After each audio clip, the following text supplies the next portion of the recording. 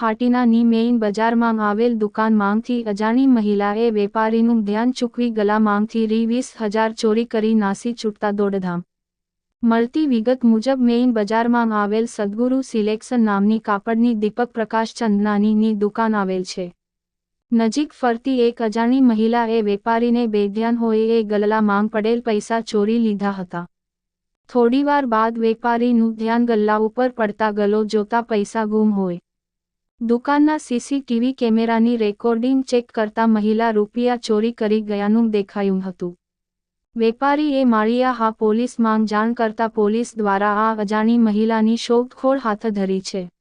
માળિયા હાટીના જેવા નાના શહેરની મેઇન બજારમાં આ બનાવથી વેપારીઓ હેબતાઈ ગયા છે અને વેપારીઓ દ્વારા પોલીસ દ્વારા આવા તત્વો સામે લાલ આંખ કરી પેટ્રોલિંગ વધારી તેવી માંગ કરવામાં આવી છે।